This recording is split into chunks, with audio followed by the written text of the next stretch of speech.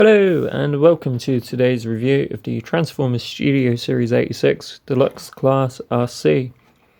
And for the general overview of this figure, she looks good. She's got the backpack like most Arcees do, but it's fairly compressed.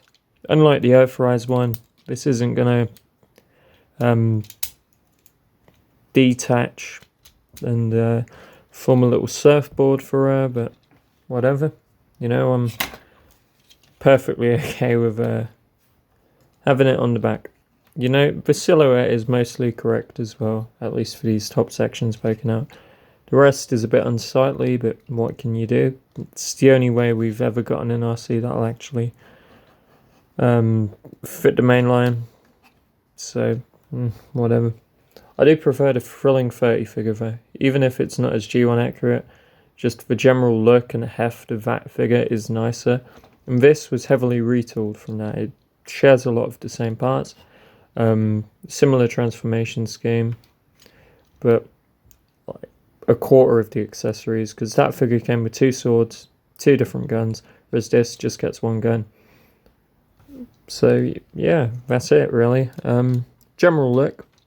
Her colours, lovely, lovely pastel pink. Face is painted nicely. You've got painted eyes, lips are painted, and yeah, nothing too extraordinary, but nothing bad, you know. All of the paint on mine's good. You got these grey parts on the feet. There's some slight discoloration to these white sections. The one that the head's on is mostly fine. Generally, I'm happy with how this turned out in the robot mode alone. My only main gripe, I'm accepting of the backpack on this one, is these hands. They just, I don't know, maybe they're too big.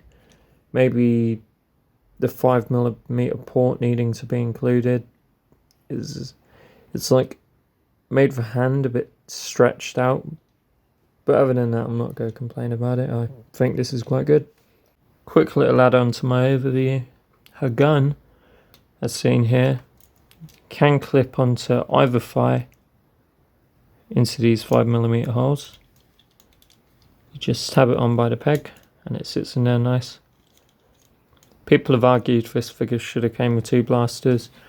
I don't remember Arcee having 2 blasters in the 86 movie. I always remember holding the 1 gun with 2 hands. But the Thrilling 30 figure had 2 guns, so I guess that could be something you compare it to. Yeah, generally this is nice. This port is going to work with any other guns that have a similar sized tab, so you could customize it. It's quite good. And moving on to articulation.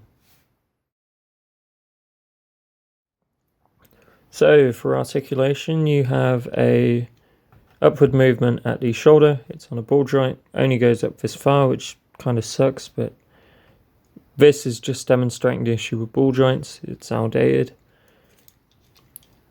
Due to the backpack, the arm will only go back this much and this much in the other direction. Elbows pull more than a 90. This is good. No wrist swivel due to how the hands are molded. It's no cutout for the rest. Would have been a little bit flimsy had there been one. There is a mushroom peg for the bicep swivel, so it does a full 360. Same on both arms. The head goes all the way up, basically. A good amount down. Can do a full 360 degrees. See, ball joints for the head like this, very welcome. Things like these shoulders, not so much. She does a full 360 degree spin at the waist. And then onto the legs. She does not have a thigh swivel. Not where you'd expect it to be. Instead, the swivel is just above the knee. And it goes round fully. Knees pull more than a 90. Very dynamic due to the shape of the leg. And if we just see, I'm going to point this out quick. This torso just does not hold together. I've got the upper part tabbed in, but this lower section just doesn't do anything. It just sits on this really bad peg that doesn't work. But anyway, there is no thigh swivel. Legs barely go up. Can barely go back due to the backpack. And then we move on to the ankles. They go really far around. Okay, I've accidentally untabbed it. Oops. There you go. And jump cut to me having fixed it, because that doesn't need to be on camera. Yeah, general articulation on this is fine, I guess, you know. Maybe a 3. I don't know, you know. It's not special, but it's not crap, so I'll take that W. And we're going to be moving on to the size comparison. And for the size comparison, we have Arcee next to Studio Series 86 Blur. They look nicely together. The colours are, I guess, they complement each other. We have 86 Deluxe Bumblebee. Same general thing with Bumblebee. Colours go nicely together, all nice and bright. Voyager class Hot Rod. Again, I think this bunch look lovely together.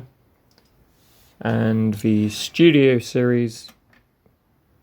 He ain't Studio Series. Here we have our little friend Trail Cutter. Nice and small by comparison. Now, I don't want to say this is my favourite size that a Transformer can be, but this might just be my favourite size class. I love Legends so much. I don't collect Legends. Third party have kind of taken the Legends market, ripped it wide open, and made all the figures really complicated. But I do have this huge soft spot for Hasbro Legends class figures. Just small little things you could pick up, transform in a couple of seconds, and have fun with. Even if they're not the most posable, I think they really accomplish what a Transformer should be. And that's just a fun figure to play around with.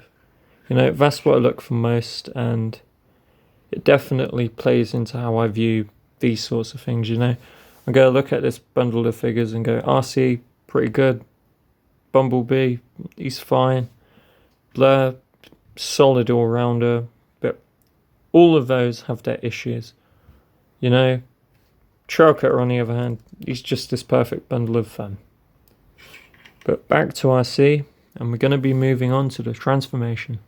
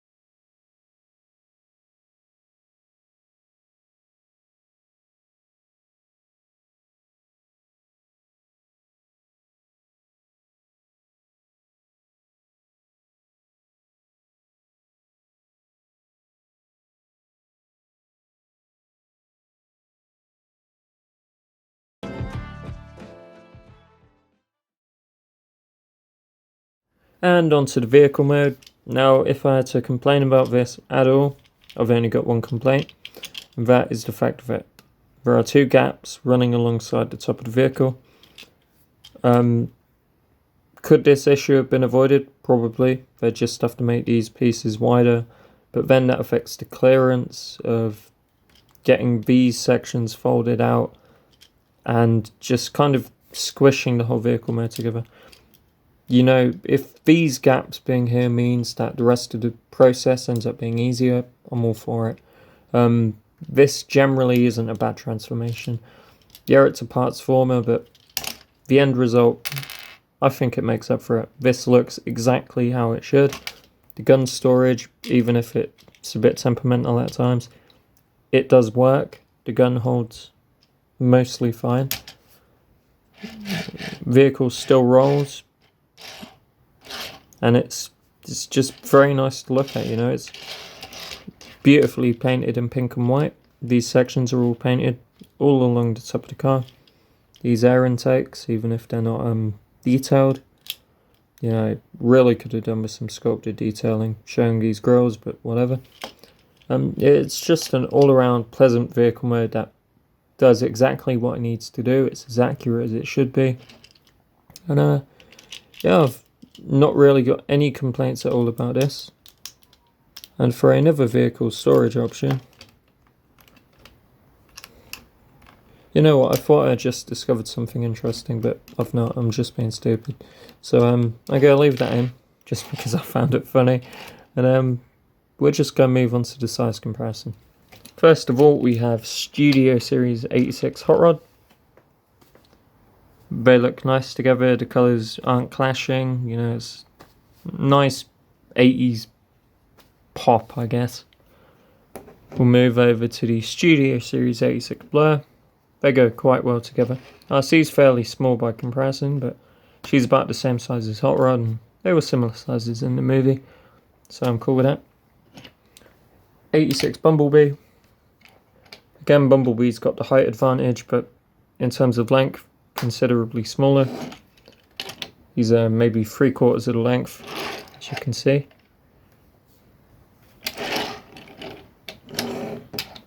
And lastly, reveal the shield trail cutter.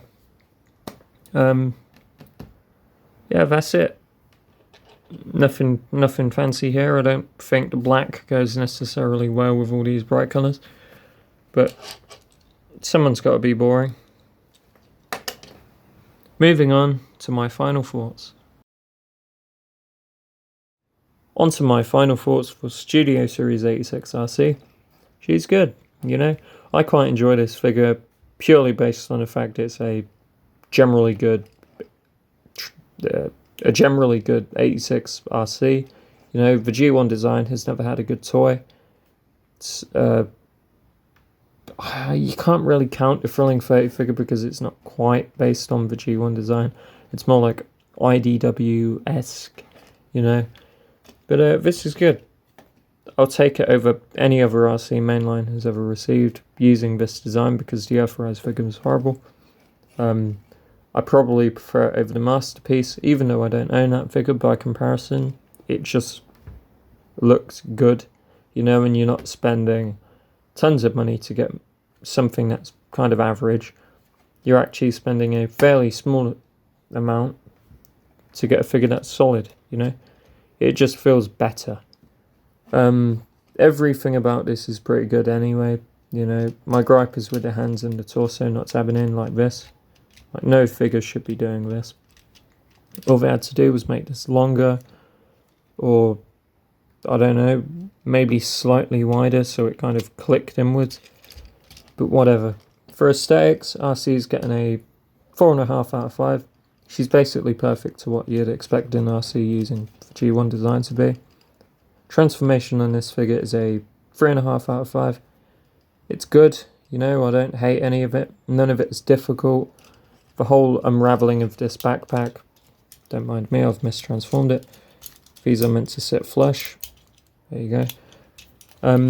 The whole unravelling of the backpack's not a displeasurable, I don't even know if that's a word. I might be making it up. But solid, you know, solid stuff. The value for money on this is alright, you know. I'm quite okay with giving it a 4 out of 5. It feels like a deluxe. They seem to have gotten most things right with it. And the articulation on this is a 3. It feels pretty average for a Transformers figure. Maybe I could argue it's a 3.5 out of 5 due to things like the knees looking as good as they do, you know. They bend forward that much. The ankles work as they should, but then you get issues with arms. You know, this whole backpack assembly really hinders the amount the arms can move. The shoulders don't go up all the way. This torso section makes handling the figure a bit of a mess. So, whatever, you know. This has been AnimatedCHUG, and thanks for watching. See you next time.